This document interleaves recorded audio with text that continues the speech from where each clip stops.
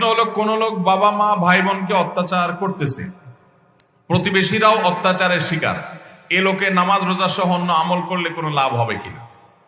একটু আগেই আমি যে হাদিস বলেছি, যে নবী সাল্লাল্লাহু আলাইহি ওয়াসাল্লামের কাছে বলা হলো, হে আল্লাহর রাসূল, অমুক নারী তিনি অনেক ভালো কাজ, নফল আমল, রোজা, সাদকা ইত্যাদি ভালো কাজ করেন, অথচ প্রতিবেশীরা তার দ্বারা কষ্ট পায়। নবী সাল্লাল্লাহু আলাইহি ওয়াসাল্লাম বলেছেন, হিয়া ফিন্নার, এই মহিলা জাহান্নামে যাবে, তার নফল আমল, রোজা এগুলাতে লাভ হবে না, যেহেতু সে প্রতিবেশীর হক নষ্ট করে, মানুষের হক নষ্ট করে, আচরণ খারাপ করে। আবার আরেকজনকে বলা হলো, আল্লাহর রাসূল, অমুক লোকটা তিনি অনেক বেশি নফল আমল টামল করতে পারে না, মেইন ফরজ কাজগুলো শুধু করে, তবে তার প্রতিবেশীরা তার দ্বারা কষ্ট পায় না, সে সবার অধিকার করে সচেতন। নবীজি সাল্লাল্লাহু আলাইহি ওয়াসাল্লাম বলেছেন, এই লোক জান্নাতে যাবে। এই হাদিসের আলোকে এই প্রশ্নের উত্তর একেবারে দিনের আলো মতো পরিষ্কার।